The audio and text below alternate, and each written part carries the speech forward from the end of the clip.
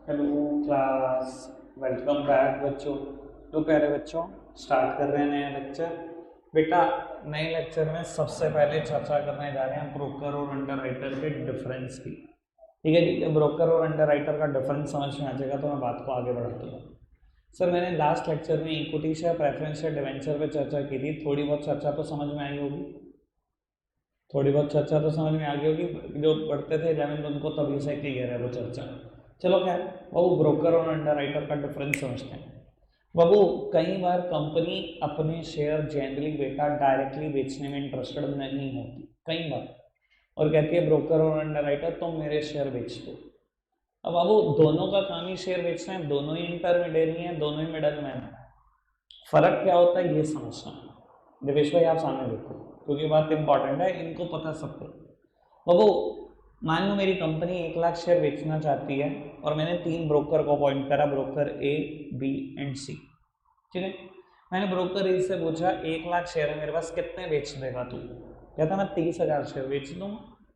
मैंने 30,000 शेयर दे दी, मैंने कहा बेचा। बी से पूछा तो कितने बेच देगा? कहता जी मैं 40,000 बेच दूंगा। मैंने कहा ले पकड़ 40,000 मार्केट में बेच कर। सी से पूछा जी तो कितने बेच देगा? कहता मैं 30,000 बेच दूंगा। मैंने कहा तू भी पकड़ 30,000 का बेच कर।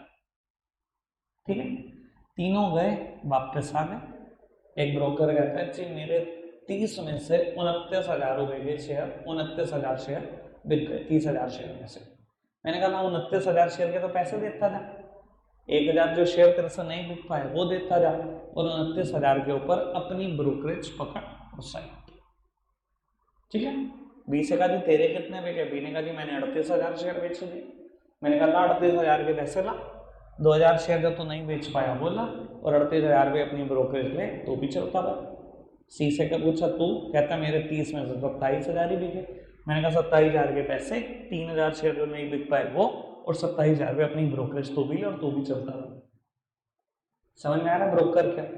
वो ब्रोकर को रिटर्न में जो मिलता है उसे हम बोलते हैं ब्रोकरेज। और इन प्राइमरी मार्केट जनरली जो ब्रोकरेज रहती है वो 2.5% तक रहती है। प्राइमरी मार्केट, शेयर मार्केट की बात नहीं कर रहा हूँ, वो सेकेंडरी मार्केट है। प्राइमरी मार्केट में ब्रोकरेज कितनी रहती है? लगभग 2.5%। समझ में आ रही है बात? अब वो मैंने इन्हें ब्रोकर नहीं मान लो अंडरराइटर बनाया तो क्या फर्क है? मैंने ए से पूछा भाई कितने शेयर बेचते का? कहता 30,000। बी से 40,000, सी से 30,000। मैंने कहा लाओ एडवांस पैसे। कहानी में डिफरेंस समझ में आ रहा है ना? ब्रोकर से एडवांस पैसे मांगे थे नहीं, मैंने कहा ए 30,000 के एडवांस पैसे, बी 40,000 के एडवांस पैसे, और सी 30,000 के एडवांस पैसे। और एक काम करो, आज ही ले जाओ अपनी अंडरराइटिंग कमीशन भी। बाबू, अंडरराइटिंग कमीशन भी आज ही पे कर दी। और बेटा थोड़े दिन के बाद ए आया जी मुझसे 29,000 शेयर बिके, बी कहता है 38,000 बिके, सी कहता है 27,000 बिके। मेरा जवाब पता क्या होगा? मैं क्या करूं? मेरे पास तो पूरे पैसे आ गए, जो तुमसे नहीं बिके खुद रखो, मुझे तो तुम पूरे पैसे दे चुके। समझ में आ रही बात? अंडरराइटर जो शेयर नहीं बेच पाता वो खुद रखता है, ब्रोकर वापस कर देता है कंपनी को। ज्यादा रिस्क कौन ले रहा है, ब्रोकर या अंडरराइटर? दिखाई दे रहा है अंडरराइटर। बाबू, अगर अंडरराइटर ज्यादा रिस्क ले रहा है तो जिंदगी का एक प्रिंसिपल है, more the risk more the gain. Risk किसका ज्यादा? अंडरराइटर का। तो बाबू उसकी रिटर्न भी ज्यादा होती है। Underwriting commission in the primary market is 5%, just double of the brokerage. क्या मैं क्लियर हूं अभी तक इस बात को लेकर? अच्छा, मेरी कंपनी है, उसको डाउट है कि मैं पूरे शेयर नहीं बेच पाऊंगी, मैं ब्रोकर अपॉइंट करूं या अंडरराइटर? मेरी कंपनी है बेटा, बाबू ये बताओ मेरे को, मुझे डाउट है कि मेरे शेयर पूरे नहीं बिक पाएंगे, ब्रोकर अपॉइंट करूं या अंडरराइटर? क्यों? क्योंकि वो एक तरीके से शॉर्ट ही तो देते हैं कि शेयर बिक गए, एडवांस पैसे दे जाते हैं। हमेशा ध्यान रखिए ना, अगर बेटा डाउट है शेयर पूरे नहीं बिक पाएंगे तो अंडरराइटर अपॉइंट कर लो, वहां से श्योरिटी आ जाती है। क्लियर है बात? वो फटाफट से डिफरेंस याद कराओ प्राइमरी मार्केट और सेकेंडरी मार्केट का, जितना मैंने भी बोला है। प्राइमरी मार्केट और secondary market, I am not talking about money market and capital market, भूल जाओ उसको। कैपिटल मार्केट के फर्दर 2 पार्ट होते हैं, याद है ना? पता नहीं भैया 2 दिन में कितना भूल जाते हो। फाइनेंशियल मार्केट के दो पार्ट थे, मनी मार्केट और कैपिटल मार्केट। कैपिटल मार्केट के फर्दर दो पार्ट है, primary market and secondary market. Babu primary market का दूसरा नाम न्यू इशू मार्केट, मतलब समझते हैं सर, जब भी कोई शेयर बिकेगा, डिवेंचर बिकेगा, प्रेफरेंस शेयर बिकेगा, पहली बार बिकेगा, कहाँ बिकेगा? प्राइमरी मार्केट में, तभी तो उसका नाम है न्यू इशू मार्केट। सब नई चीज बिकती है यहाँ पर, और नई चीज एक बार बिक जाने के बाद पुरानी हो गई, पुरानी होने के बाद कहाँ बिकेगी बेटा? हमेशा सेकेंडरी मार्केट में। सेकेंडरी मार्केट में एक्सिस्टिंग सिक्योरिटीज बिकती हैं, पुरानी सेकेंड हैंड सिक्योरिटीज बिकती हैं। इसी का दूसरा नाम होता है शेयर मार्केट या स्टॉक एक्सचेंज। कोई दिक्कत, कोई परेशानी तो नहीं? आगे बढ़ाएं, अगर पूछ रहे वो सेकेंडरी मार्केट के दूसरे नाम क्या थे? शेयर मार्केट और स्टॉक एक्सचेंज, कुछ ही कह रहे हो, एक ही बात है। कुछ लोग स्टॉक एक्सचेंज बोलते हैं, कुछ लोग शेयर मार्केट। बाबू अब मैं आपको ना कुछ बातें पेपर के लिए बता देता हूँ, क्या इंपॉर्टेंट है। देखो कोई भी टीचर हो, उसको लगता है बच्चे की ना पूरी नॉलेज जज कर लेनी चाहिए। तो देखो टीचर ज्यादातर एक क्वेश्चन यहाँ से देना चाहता है, एक क्वेश्चन यहाँ से देना चाहता है, और एक क्वेश्चन यहाँ से देना चाहता है। आपके लिए सबसे सहूलियत की बात बताऊं, एक ही टॉपिक है मनी मार्केट में, उसके इंस्ट्रूमेंट 5। प्राइमरी मार्केट में शुरू कर रहा हूँ, एक ही टॉपिक है।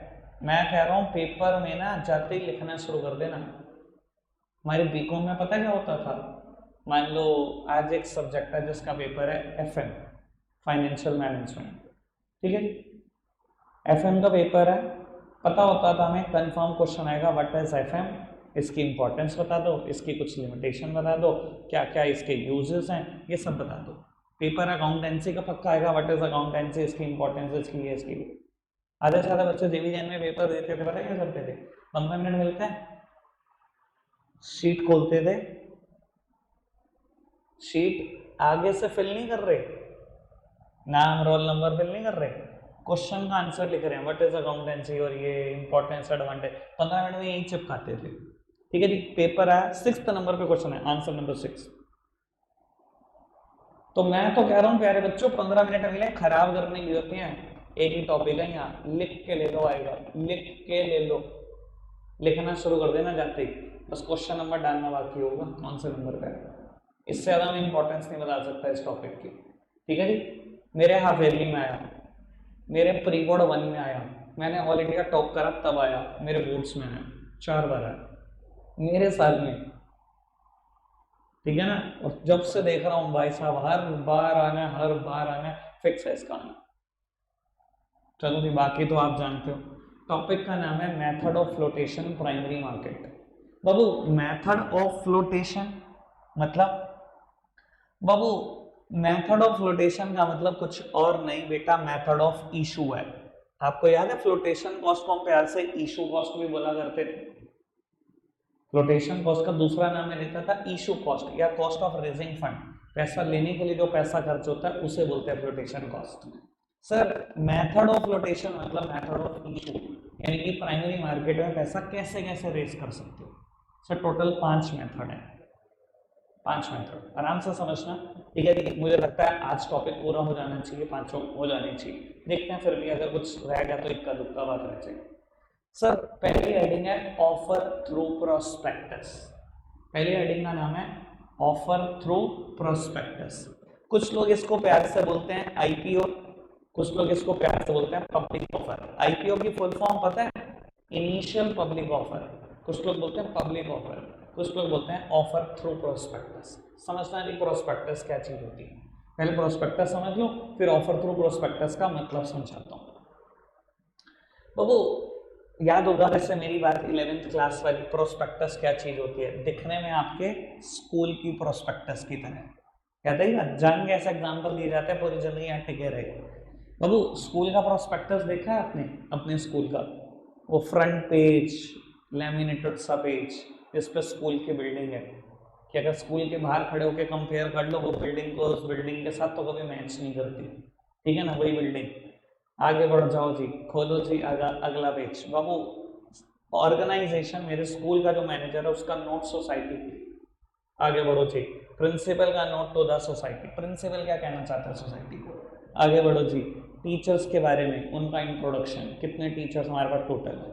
आगे बढ़ो जी, स्ट्रीम हेड्स, कॉमर्स साइड के स्ट्रीम हेड्स कौन कौन टीचर हैं, साइंस के कौन है, ह्यूमैनिटीज के कौन है।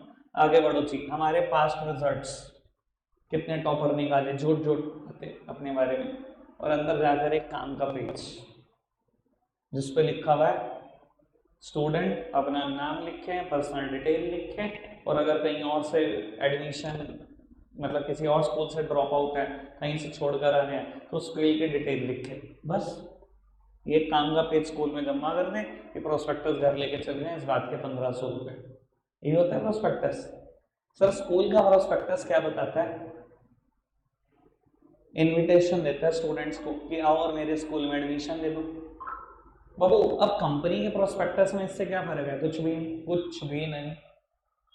उसके भी फ्रंट पेज पे बेटा फोटो ही होती है कंपनी के हेड ऑफिस की, मैथ्स वो भी नहीं करती। आगे बढ़ो। देन बाबू एमडी सीईओ का नोट टू द सोसाइटी, क्या मैसेज है एमडी का सीईओ का? बचे हुए बोर्ड ऑफ डायरेक्टर जितने भी हैं उनका नोट, उनका मैसेज टू द सोसाइटी। आगे बढ़ो, वहाँ बेटा आप अपने स्टाफ के तारीफें लिख रहे होते थे, यहाँ पर कंपनी अपने स्टाफ की कि हमारे पास कैसे कैसे मैनेजर है, कितने हाईली क्वालिफाइड है। वहाँ पे आप टीचर के बारे में बोलते हो, यहाँ पर इनके बारे में बोलते हो। आगे बढ़ जाओ, पास्ट रिजल्ट, सर स्कूल बताता है हमने कितने टॉपर निकाल लिए, बताता है हमने कितना प्रॉफिट कमाया, कितना डिविडेंड बांट रहे हैं, कितनी अर्निंग्स है हमारी, ठीक है ना, ईपीएस कितना है, पी रेशो कितना है। ऑल्दो जो मैं बात बोल रहा हूँ पी रेशो अभी आपको नहीं पता पर लिखा होता है, ठीक है जी। आगे बढ़ जाओगे पता लग जाएगा पी रेशो की क्या होती है। समझ में आ रही है अभी तक सारी बात? लास्ट में एक काम का पेज जिसमें आपकी पर्सनल डिटेल चाहिए और जिसमें आप बताओगे कि आप कितने नंबर ऑफ शेयर खरीदने में इंटरेस्टेड हो। तो बाबू प्रोस्पेक्टस है क्या? सर कंपनी वाला प्रोस्पेक्टस क्या है?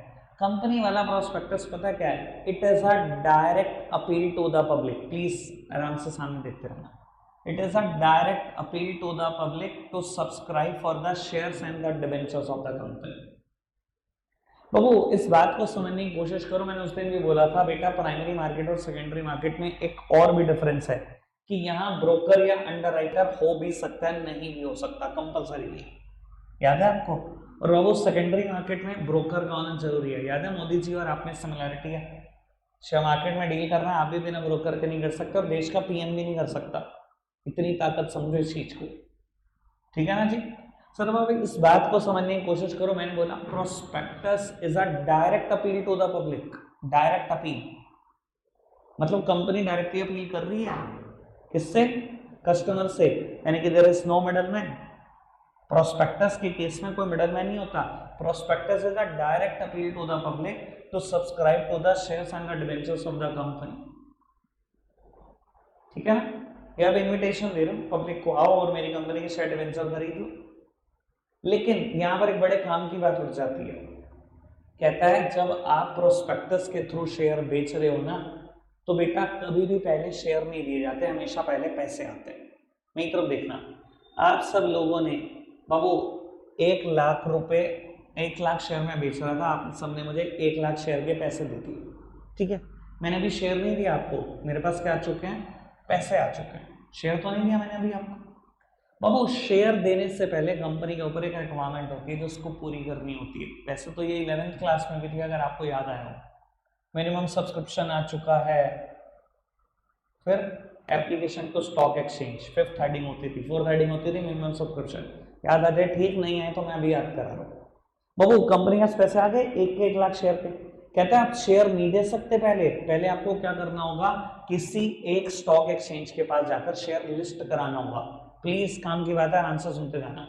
बाबू इंडिया में 26-27 स्टॉक एक्सचेंज है, 2 बड़ी फेमस है, one is NSE and second one is BSE। बाबू नाम है नेशनल स्टॉक एक्सचेंज और बॉम्बे स्टॉक एक्सचेंज। NSE मतलब नेशनल स्टॉक एक्सचेंज, BSE मतलब बॉम्बे स्टॉक एक्सचेंज। कोई दिक्कत कोई परेशानी तो नहीं अभी तक? जितनी बार बोली मैंने सारी समझ में आ रही है? बाबू कहता है शेयर पब्लिक को देने से पहले पैसे आ चुके हैं, कम से कम एक स्टॉक एक्सचेंज में शेयर लिस्ट कराना होगा। ये लिस्ट कराने का क्या मतलब है? बाबू मैं बताता हूँ क्या मतलब है। मैं किसी स्टॉक एक्सचेंज के पास गया जी, मैंने कहा जी मेरा शेयर लिस्ट कर लो।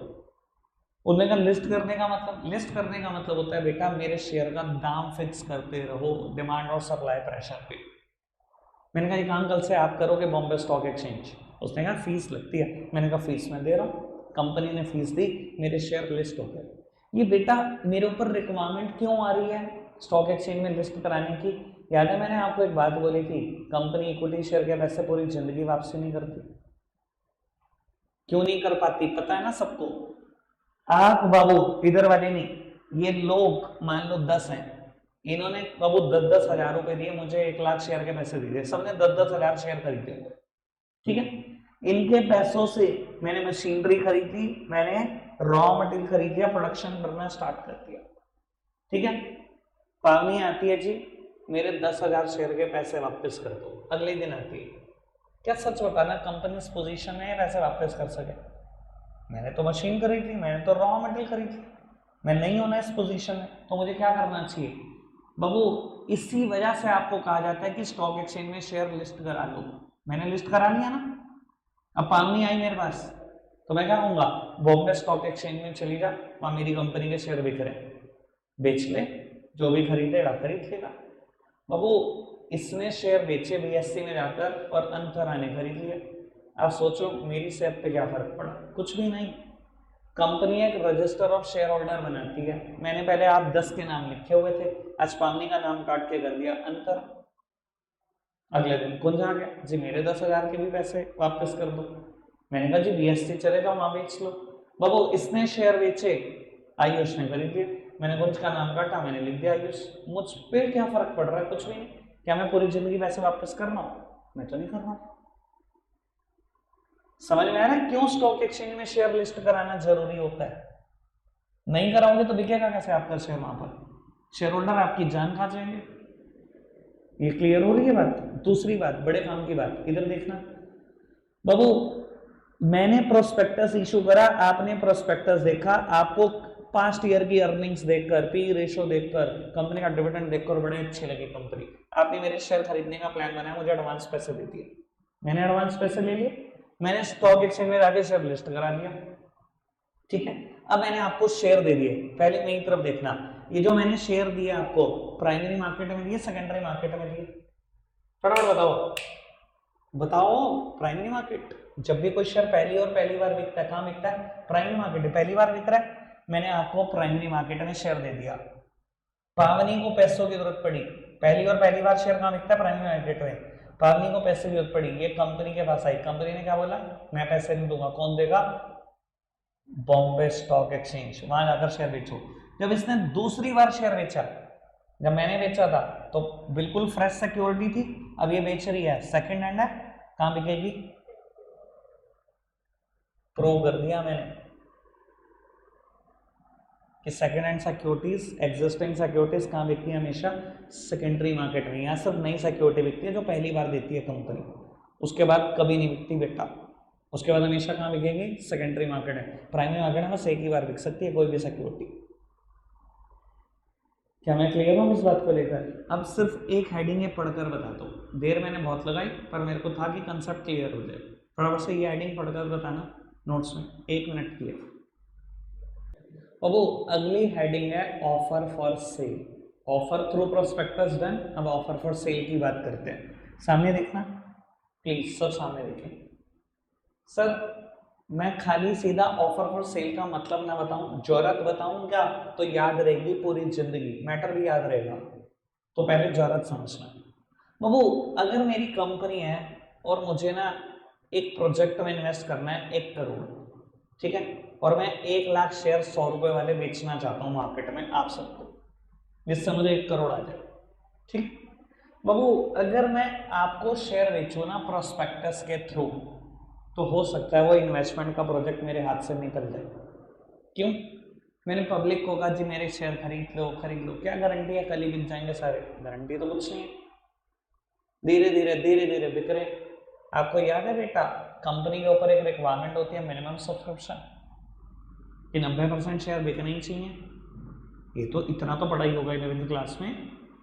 क्या आपको ये भी याद है कि मिनिमम सब्सक्रिप्शन के दिन होते हैं 120 days from the date of issue of prospectus, 4 महीने होते हैं प्रोस्पेक्टस की डेट से। सर अगर मैं 4 महीने इंतजार करूंगा करोड़ रुपए की तो हो सकता है वो प्रोजेक्ट मेरे हाथ कभी लगे ना। 4 महीने तो बहुत बड़ी बात है। और मैं कहूँ मुझे कल ही करना है इन्वेस्टमेंट और करोड़ रुपए चाहिए आज ही रात तक, तो क्या कभी ऑफर थ्रू प्रोस्पेक्टस मेरे लिए बढ़िया ऑप्शन है? नहीं। जरूरत समझ में आ रही है?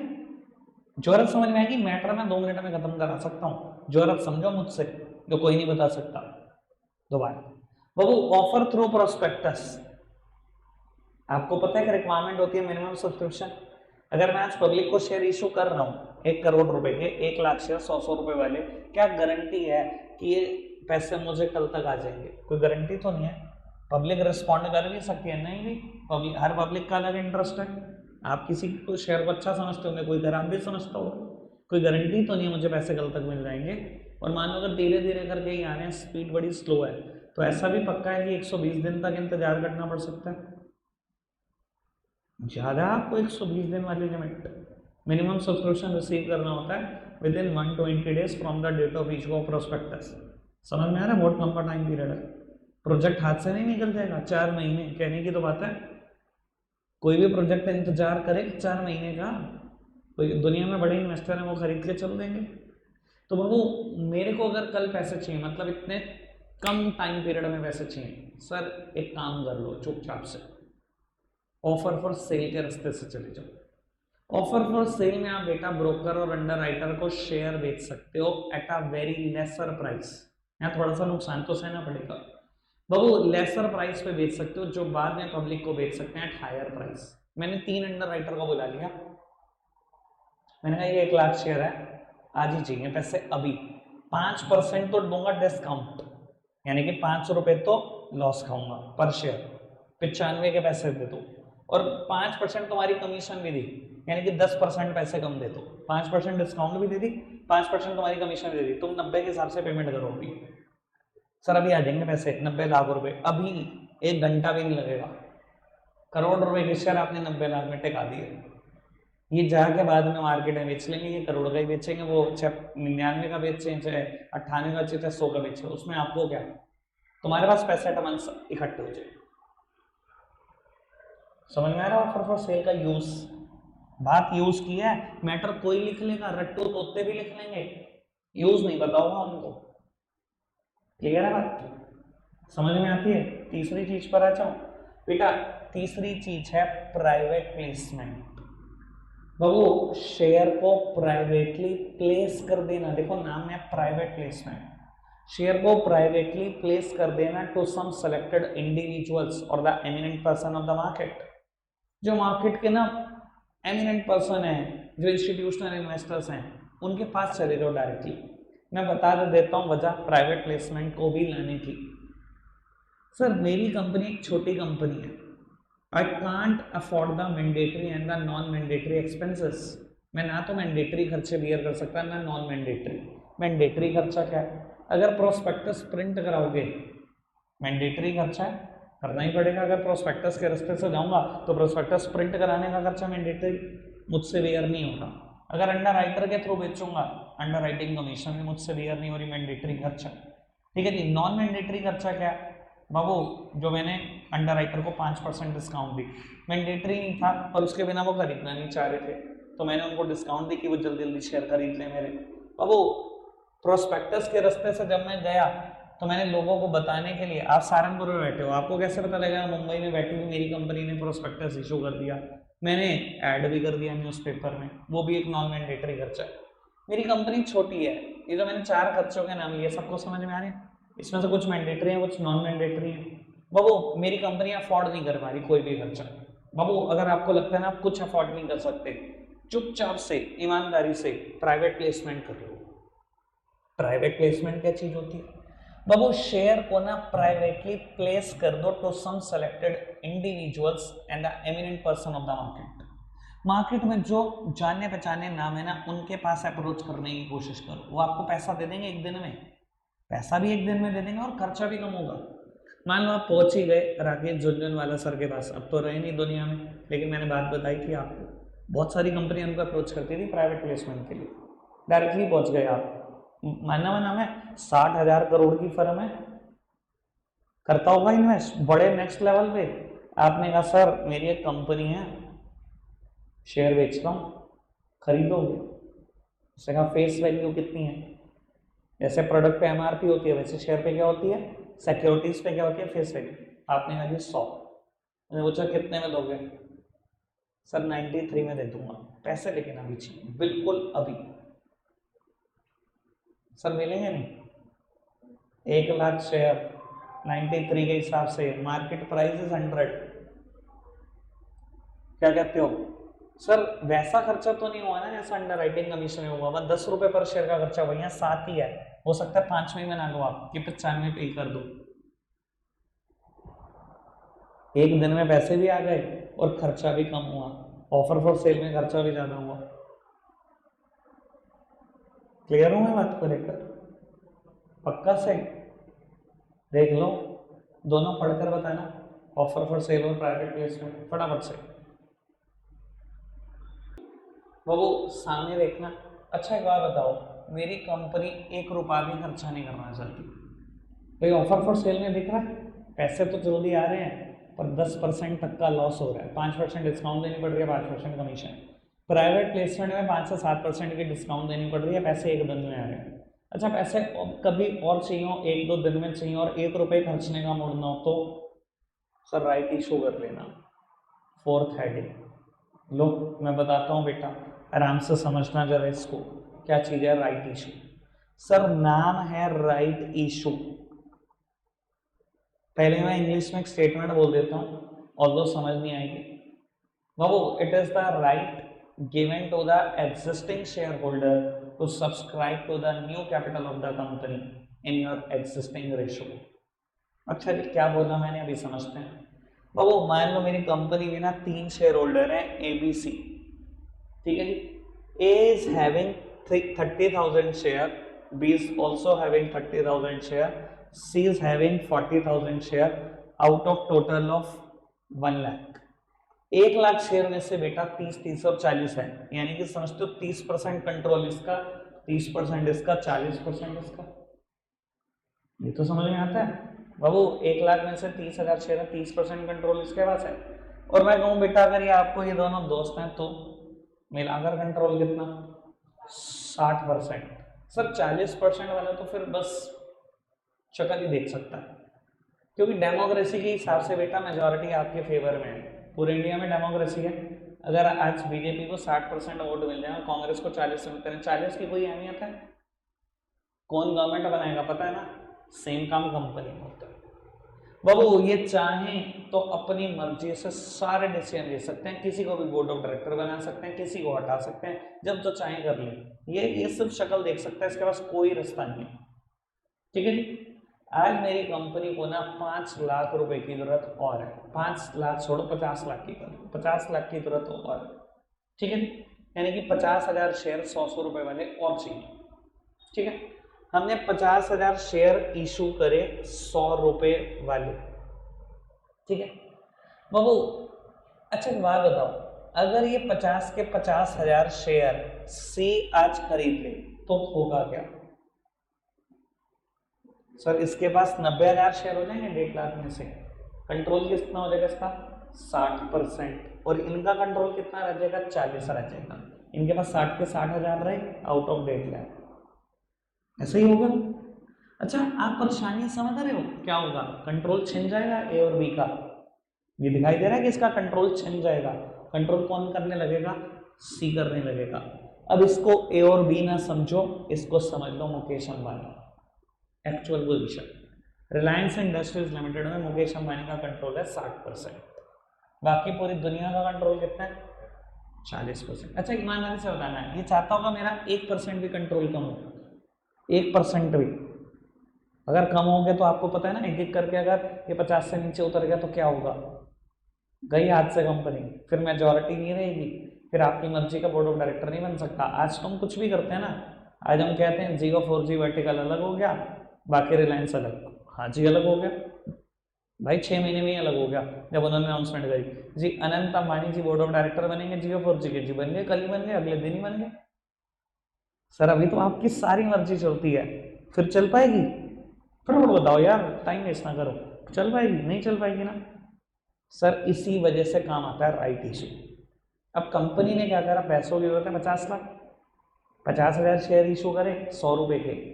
सबको बोला अपने एग्जिस्टिंग शेयर होल्डर को कि जैसी रेशो में आपके पास पुराने शेयर है ना, उसी रेशो में नए भी ले लो, आपका शेयर इंटैक्ट रहेगा, आपका कंट्रोल बिल्कुल हिलेगा भी नहीं।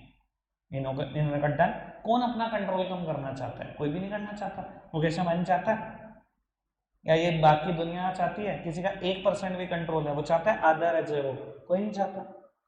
तो कंपनी ने बोला it is the right given to the existing shareholder. हम तुम्हें एक अधिकार दे रहे हैं एग्जिस्टिंग शेयर होल्डर। किस चीज का अधिकार? It is the right given to the existing shareholder to subscribe to the new capital of the company in your existing ratio. Company की नई कैपिटल की अपनी एग्जिस्टिंग रेशो में ले लो। आपकी रेशो क्या है? 30%। 30% आप ले लो।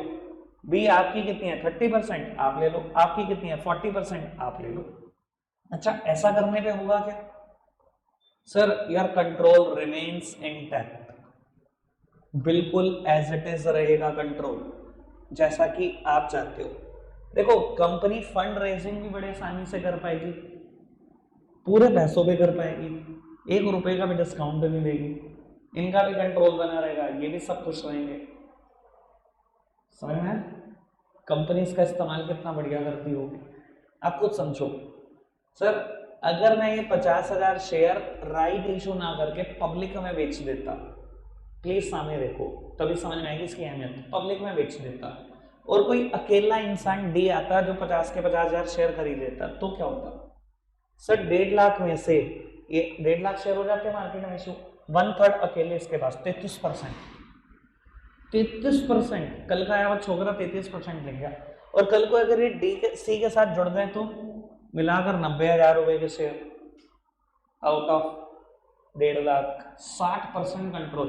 मुकेश अंबानी तो फिर भी गए ना। क्या मुकेश अंबानी जी कभी भी चाहते होंगे कि कंपनी शेयर बाहर बेचे पब्लिक को? वो ये भी नहीं चाहते होंगे, कोई नहीं चाहता। इस चीज का फायदा कंपनी उठाती है। जब आप चाहते ही नहीं हम पब्लिक को बेचे, जब आप चाहते ही नहीं बाहर किसी अंडरराइटर ब्रोकर को बेचे, जब आप चाहते ही नहीं बाहर प्राइवेट प्लेसमेंट करें, जब आप चाहते ही यही हो कि हम सिर्फ आपको शेयर दें, तो खरीद लो और फटाफट से पैसे दे दो, 1 दिन में दे दो। आपकी रेशो भी बनी रहेगी, कंपनी का भी काम चलता रहेगा, कहीं बाहर धक्के नहीं खाने, कहीं कोई लॉस नहीं खाना। क्लियर है बात? समझ में आ रही है बात? पक्का से बताओ सबको क्लियर है? अच्छा मैं 2-4 क्वेश्चन उठा देता हूं, क्योंकि आप उठाओगे नहीं मुझे परेशानी होती रहेगी। नेक्स्ट लेवल क्वेश्चन, कहानी यही है सब कुछ। बाबू मान लो बी ने कह दिया जी मेरे पास पैसे नहीं, तो सर ये कुछ मैंने ना डेफिनेशन बोली है ढंग से, आपने सुनी ढंग से नहीं है। इट इज द राइट, ये अधिकार है आपका, कोई लाइबिलिटी नहीं है। बी ने कहा मेरे पास पैसे नहीं है, मत खरीदो, हम आपको अधिकार दे रहे थे, आप नहीं लेना चाहते ना, पैसे नहीं है तो हम क्या ऐसा हो सकता है कि ए कह दे बी के हिस्से के भी मुझे दे दो? नहीं हो सकता बाबू। Right is the maximum right, यानी कि जो आपको अधिकार मिल रहा है वो मैक्सिमम है। आपको अधिकार कितना मिल रहा है? अपने पुराने प्रपोर्शन में खरीद लो। आप ये नहीं कह सकते कि बी के हिस्से के मुझे दे दो। आपका प्रपोर्शन कितना है? 30%, आपको उतना बेच देंगे। बी के हिस्से का हम किसी को नहीं देंगे, चाहे सी का है चाहे ए का है, किसी को नहीं देंगे।